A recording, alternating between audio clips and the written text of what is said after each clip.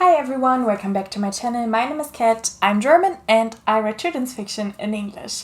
I also have an academic background of philology and linguistics, and if you clicked on this video, you probably have some questions about writing bilingual characters, which is why I made this video. So basically, I'm here to help, I'm happy to help, and let's jump right in.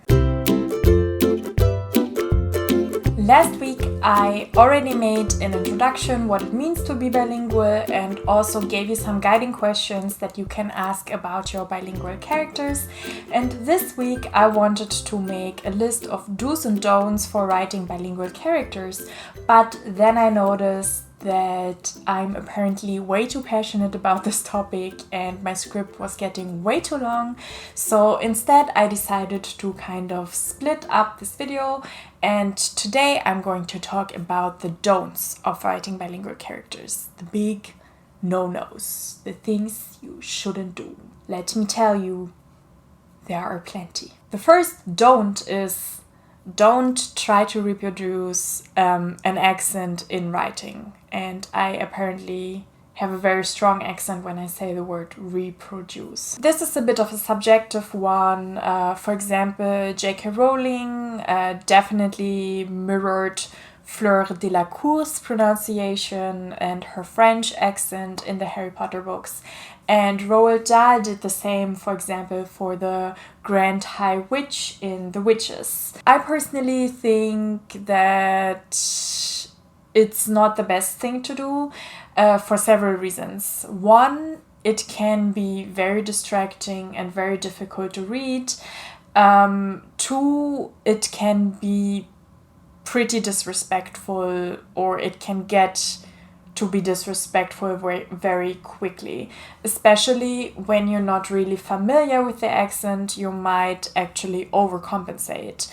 For example, many people actually can't really place my accent because I don't have a very stereotypical German accent. So yeah, like I said, this one is a bit subjective, but I wouldn't do it. Instead, I would use the following strategies. The first strategy would be to imply the language rather than actually writing it. So you could write something like, they exchanged a few words in Arabic, for example.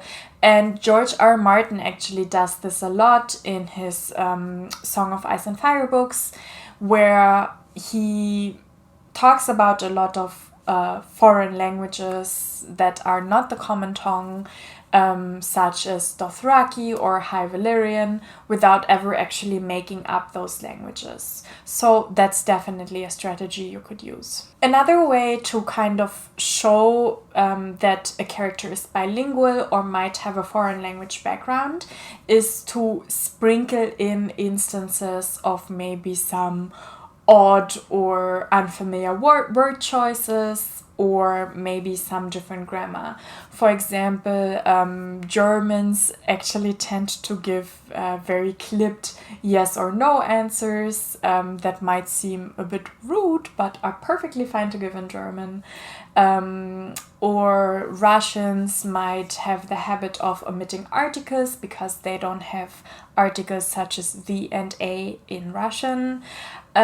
Or they might use certain words more or less because they are more familiar with them because of their language. I'm also gonna link you a very good article on techniques of mentioning foreign languages in your otherwise monolingual book from the Matador network, so you can find that link down in the description box. Of course, the third way to show that a character is bilingual, multilingual, or has a foreign language background is to just put that language into your book.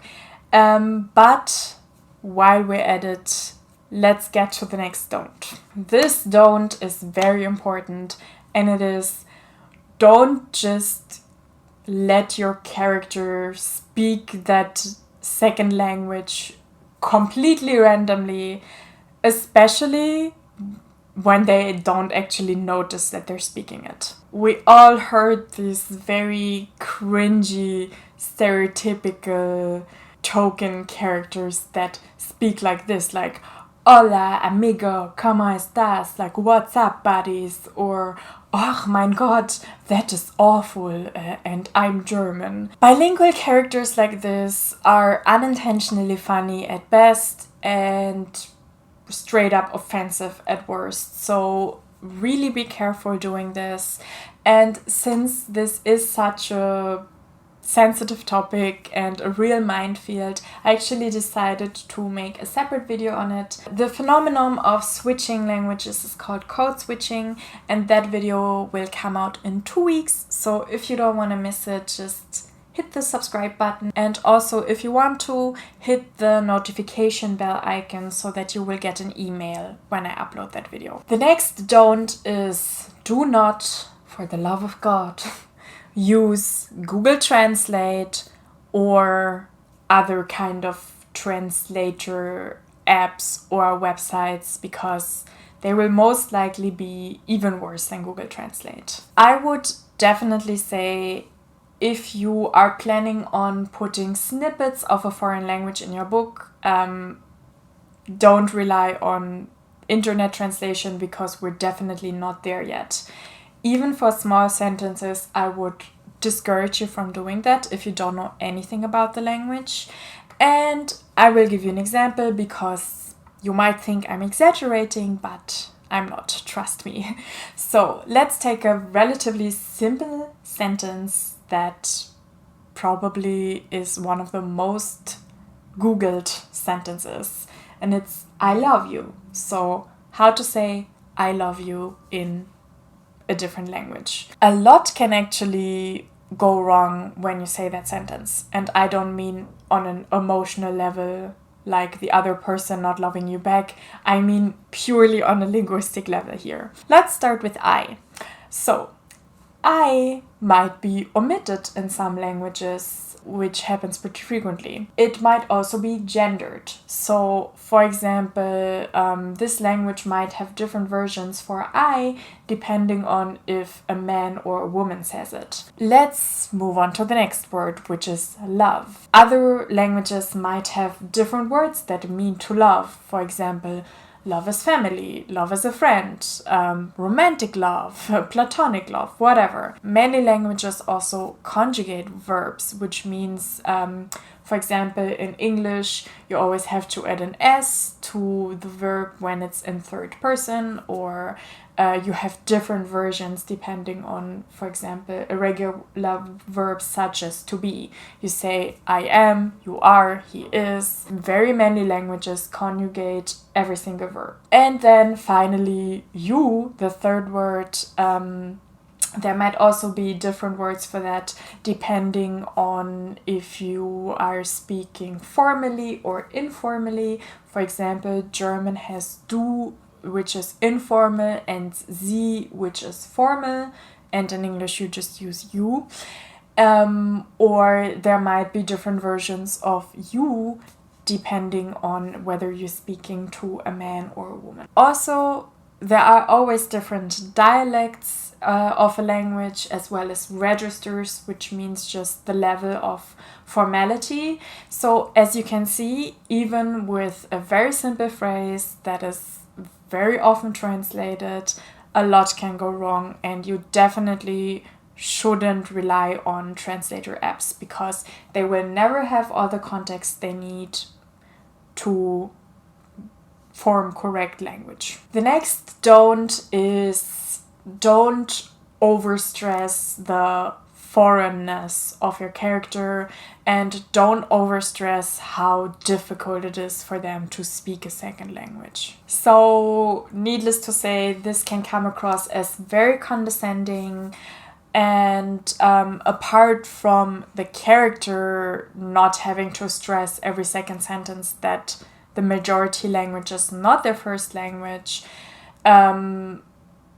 also you shouldn't stress all the time in your book how they have a very thick accent or how they're maybe hard to understand. Like, your readers are smart enough, they will remember, and it's enough to sprinkle it in a few times here and there. The next is don't use textbook language. So even if you learn the language in a formal setting, native speakers of that language very rarely speak like that. So people often clip, they omit things, they use different grammar from what is considered correct or standard.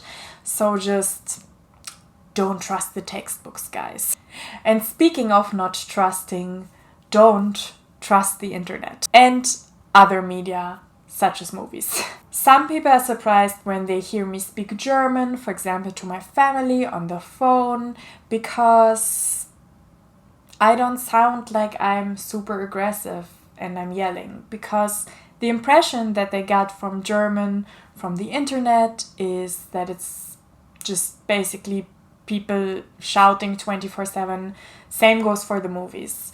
So those are usually very stereotypical representations of language, and you probably shouldn't rely on this kind of secondhand and distorted knowledge or experience of the language, because it's usually not the truth. Find some examples of people who actually speak the language and also run it by native speakers, because they will be able to tell you very, very quickly and very intuitively if this is an authentic example of language or if it's just another regurgitated cliche. And the next don't on my list is don't miss out on my next video. Because I'm going to tell you what you should do when you write bilingual characters. So subscribe to my channel, hit the little notification bell if you want to receive an email when I upload, and also don't forget to check out all of my other social media. I will link everything down below in the description box. I am at @KatSperlingBooks pretty much everywhere except for Twitter, where I'm at @KSperlingBooks. Thank you so much for watching. I hope this video was helpful, and I will see you next time. Bye. Bye. This was really weird. Bye.